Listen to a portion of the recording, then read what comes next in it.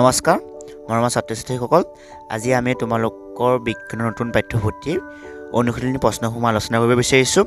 ইয়াত প্ৰথমতে দিছে খালী ঠাই পূৰ কৰা। ঠাই পূৰ কৰাৰ প্ৰথম নম্বৰত আছে বিজ্ঞান হ'ল ডেছ আৰু ডেছৰ জৰিয়তে লাভ কৰা জ্ঞান। ইয়াত চাবা এনচাৰত আমি দি থৈছোঁ পৰ্যবেক্ষণ আৰু পৰীক্ষা। তাৰ মানে বিজ্ঞান হ'ল পৰ্যবেক্ষণ আৰু পৰীক্ষাৰ জৰিয়তে লাভ কৰা জ্ঞান।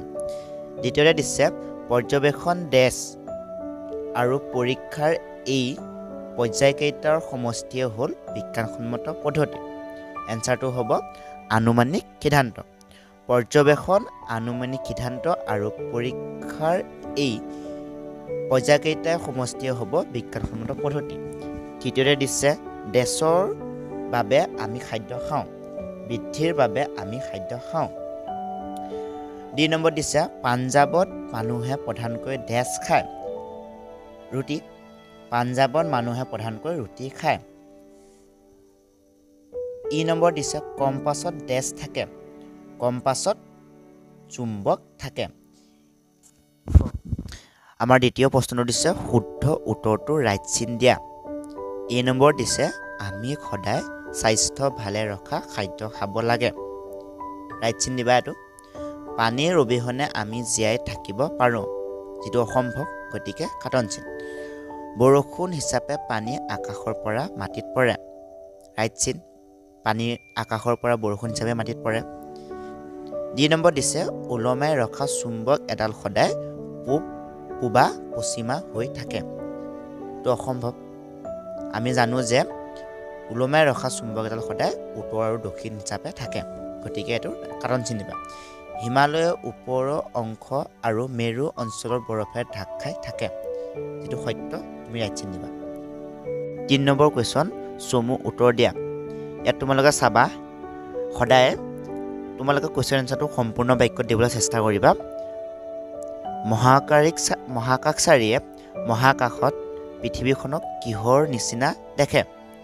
আমি এনচাৰটোত লিখিছোঁ মহাকাশচাৰীয়ে মহাকাশত পৃথিৱীখনক এটা নীলা মাৰ্বলৰ নিচিনা দেখে। সম্পূৰ্ণ বাক্য লিখিবা। দ্বিতীয়তে বিত কৈছে কম্পাছৰ মূল বস্তু কি? কম্পাছৰ মূল বস্তু হ'ল কম্পাছটোত ওলমি থকা চুম্বকডাল। তৃতীয়তে চি নম্বৰত দিছে ওলমাই ৰখা চুম্বক এডাল কোন দিশত মুখ কৰি থাকে? সম্পূৰ্ণ এনচাৰ লিখিবা। ওলমাই ৰখা চুম্বক এডাল সদায় উত্তৰ আৰু দক্ষিণ দিশত মূৰ কৰি থাকে। ২ নম্বৰ নাবিকসকলে সাগৰত কিদৰে জাহাজৰ দিশ নিৰ্ণয় কৰে? এনচাৰ লিখিবা। নাবিকসকলে সাগৰত কম্পাছ নামৰ এবিধ সঁজুলিৰ ব্যৱহাৰেৰে জাহাজৰ দিশ নিৰ্ণয় কৰে। ই নম্বৰ দিছে বিজ্ঞানসন্মত পদ্ধতিৰ পৰ্যায়কেইটা কি কি? সম্পূৰ্ণ এনচাৰ লিখিব চেষ্টা কৰিবা, বাৰে বাৰে কৈ আছোঁ। বিজ্ঞানসন্মত পদ্ধতিৰ পৰ্যায়কেইটা হ'ল পৰ্যবেক্ষণ, আনুমানিক সিদ্ধান্ত আৰু পৰীক্ষা। ইয়াৰ পিছত ৪ নম্বৰ কুৱেশ্যনটো আমাক দিছে শুদ্ধ উত্তৰটোৰ গোলটোত সম্পূৰ্ণকৈ পূৰ কৰা। ইয়াতে তোমালোকে এটা কথা মন কৰিব পাৰা, ইয়াত তোমালোকৰ ঔমানচিত যিটো মানে ফ্লাপ কৰা পদ্ধতি হয় তাক কিছুমান আভাস দিবৰ কাৰণে এই কুৱেশ্যন দুটা আপলোড কৰা হৈছে নতুন কিতাপত, গতিকে তোমালোকে ভালকৈ চাবা। আমি যেনেদৰে এড কৰিছোঁ তেনেদৰে চাবা। উইলবাৰ ৰাইট আৰু আৰভিলি ৰাইটে তলৰ কোনবিধ আৱিষ্কাৰ কৰিছিল? ইয়াত ৪টা অপশ্যন দিয়া হৈছে। ৪টা অপশ্যন দিয়া হৈছে উৰাজাহাজ, ছাবমেৰিন, ৰেলগাড়ী, মটৰগাড়ী।